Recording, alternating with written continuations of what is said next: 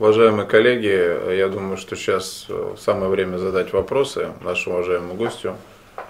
Пожалуйста, прошу вас. Добрый день.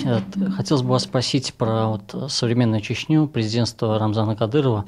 Вы поддерживаете какие отношения с нынешним руководством Чечни? Оказывали какую-то им поддержку? В каком роде осуществляются у вас контакты? И это тоже второй вопрос по поводу того, что уже существует тоже какое-то устойчивое мнение, что жесткая рука в Чечне, она привела к тому, что в сравнении с другими республиками там меньше терактов, меньше каких-то проявлений и боевиков, и вроде как-то давят, в отличие, допустим, от того же Дагестана. Насколько ваше мнение по этому поводу, насколько это верно? Хороший вопрос. Я был против Кадырова-младшего, отцу его говорил, Ахмеду Хаджи. Нас пытаются все время сказать, что мы с этим диким конфликтом, антагонизмом. Это не так было. Мы просто политические, у нас были очень серьезные разногласия. Я считал, что он нужно делать так, он по-своему. А жизнь показала, что во многих вопросах он тоже был прав. Потому что он там все это время там был. Он был с теми, которые сейчас там у власти. Он знает их психологию, знает все. И, конечно, он должен, он законно, то, что он захотел возглавить республику, сделал, эта жизнь доказала, что он был прав. Я когда Кадыров-младший начал выступать там на телевидении, я говорю, отцу сказал, останови, он начальник службы твоей охраны. И он не политик, нечему лезть там в политику. Он сказал, говорит, вообще, говорит, у нас в чеченстве не принято своих детей хвалить. Асланбек, он говорит, он от природы, говорит, не глупый человек, он интуиция дико развита, говорит, ты посмотришь, он еще покажешь себя. Он очень любит, говорит, свою Чечню, народ. Он, если будет, Аллах его даст, он будет, значит, все, что может, он для них сделает. Ну, я, естественно, там ухмыльнулся, я говорю, каждый кулик свое болото хвалит. Но жизнь показала, что он был прав.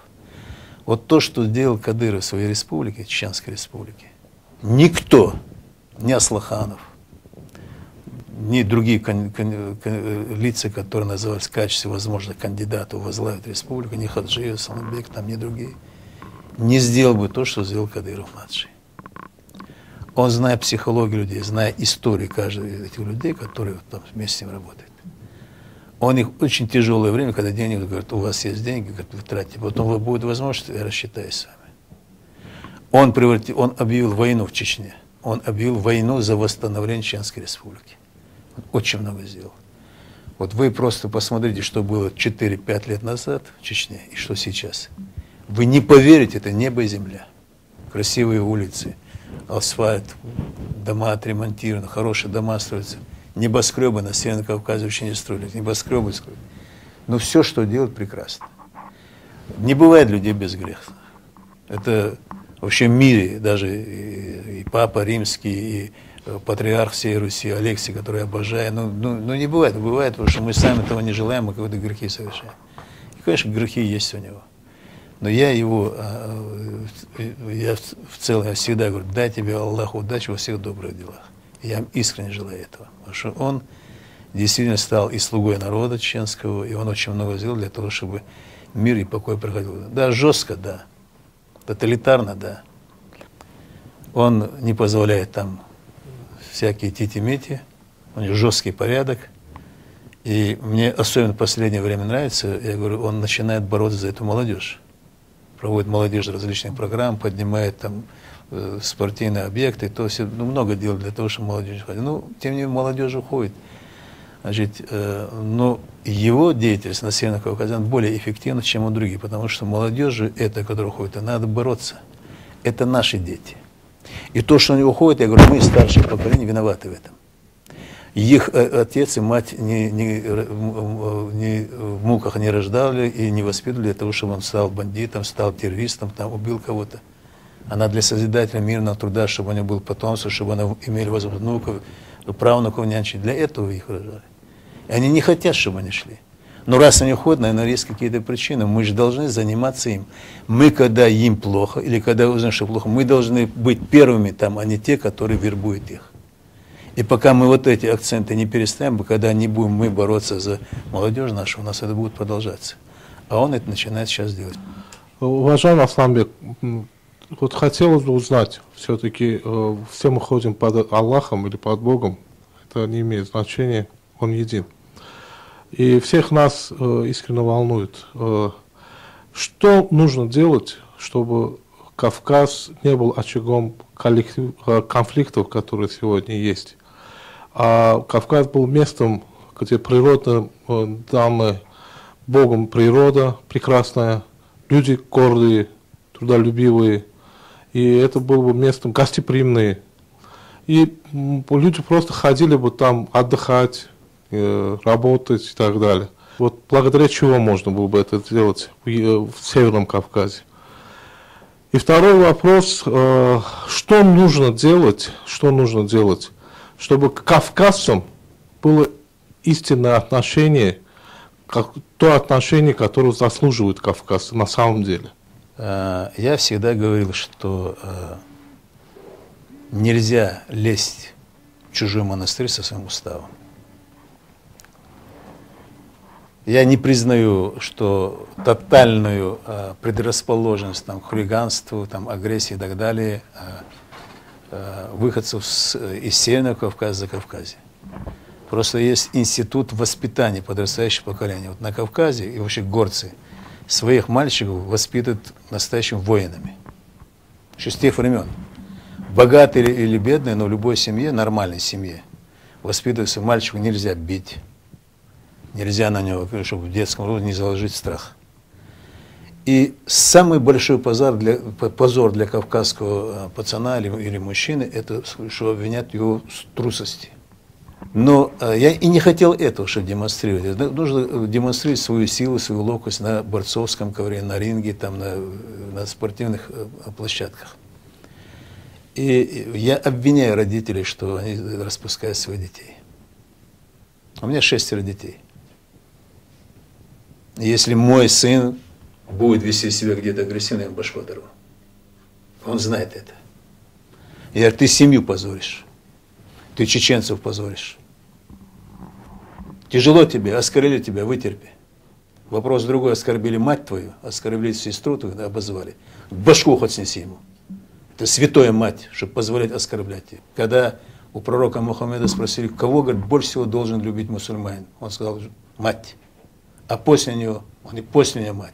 А после нее и после нее мать. На Кавказе за убийство женщины двух лучше убивают из другого рода. Нужно защищать эту честь.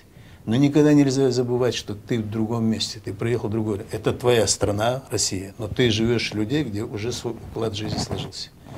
Ты приехал, ты чужой. Тебе не кулаками нужно стать своим, а жизнью, своей работой, уважительным отношением. Занимайся спортом, помогай чем-то. Ты вольешься это в семью. А когда настороженность появляется, кавказцы незаконно, и вот группируются, чтобы защитить себя, начинают формировать группировку. Это беда общая. Да беда власти в первую очередь. И нужно своих детей воспитывать с толерантностью. Чтобы приехал туда, предупредить. Не лезь со своими этими. Тебя призывают идти, там, мы подрались сейчас пойдем с шалманом, там кого-то будем бить. Не иди. Эти действия, которые, к сожалению, нередко бывают, они всегда ведут к трагедии, к уголовным делам, к осуждению. Это один вопрос, что от нас многие зависит, как мы своих будем воспитывать, чтобы они делали то, что нужно делать. И чтобы своей этой тыквой думали, они лезли, сказали, пошли, если ты мужчина пошел, я мужчина на дела, а вот эти ваши тусовки я принимать участие не буду. Второй вопрос, уже политический, я сказал бы. Мы упускаем Кавказ. И я в свое время президенту Путину предложил, надо нам учредить Кавказский форум. Кавказский. Объединить Северный Кавказ, Юг. То есть сейчас Юг России, раньше говорили Закавказье, весь Кавказ. Что мы проводили ежегодно форумы, касающиеся, значит, социальных, культурных, религиозных, спортивных там, и так далее направлений. Не трогать только политику в плане территориальной целостности Азербайджана, Армении, там, Грузии и так далее. Потому что это вопрос, который заведет в тупик. Это вопрос очень длительный процесс, и это не должен быть вопросом форума. Единственное, что форум должен сказать, что решение вопроса только мирным путем. Вот это мы за мирное решение. Но к агрессии, чтобы не допускать, это опять убийство мирного населения. И президент поддержал, что это хорошая инициатива. Мы решили провести ее сперва в Северной Осетии, потом, когда Валерий Мухаммедович Коков заболел, я попросил, давайте тогда лучше пройдем в Кабардино-Балкарии. Коков очень энергичный человек, чтобы там провели, ему было очень приятно. И он согласился, мы решили проводить там. И потом сделать этот форум постоянно действующим, чтобы мы обсуждали наши межнациональные вопросы, отношения с друг другом. Мы теряем, говорю, Кавказ. И, ну, подсуетились те, которые тут у нас есть, такие люди, которые из любой хорошей идеи, что хоть чуть-чуть себе оторвать. И когда Путин отдыхал в Сочи, он вообще не отдыхает, он отдыхает, поехал, там же продолжает активно работать. Они сказали, что форум надо провести в Сочи, вот воспользовался момент, что вы здесь, и провели партийно-хозяйственный актив. Собрали лидеров регионов, собрали там ансамбли. Конечно, концерт был просто такой, как бы в советские времена, представляю, все народности. Я потом подготовил соответствующее письмо, значит, Владимиру Владимировичу, что вообще того результата он дать просто не может, потому что априори совершенно другой формат, что нужно все-таки переговорить с ними. А мы уже с послами переговорили, там многие готовы были это. Ну, это вопросы, конечно, были не мои. И оно тихо умерло, потому что обозначали другие, значит, срочные вопросы, которые нужно будет. Но я считаю, для того, чтобы мы все-таки, значит, опять как-то начали потихоньку, притираясь друг к другу, объединиться, чтобы мы уже друг о друге знали больше, надо не из средств массовой информации, не от слухов, которые распространяются, а почаще поважно встречаться на очень серьезном уровне, чтобы мы уже друг другу опять посмотрели друг другу в глаза, чтобы мы в конце концов разжали кулаки, а мы ходим с сжатыми кулаками. Потому что вы знаете, кулаком и ни рюмку не поднять, и ни руку пожать, и не обнять. С кулаками же не обнимается. Поэтому, значит, нужно, думаю, идти и по этому формату. И, значит, нужно все-таки прекращать, значит, не позволять некоторым активным представителям средств массовой информации демонизации, которые занимаются Кавказ и выходцев с Кавказа. Этого нельзя делать. У нас есть очень много общего, о чем нам нужно не забывать, и что делать, чтобы вместе, чтобы мы понимали друг друга, чтобы мы понимали четко одно, что мы все плывем в одной лодке.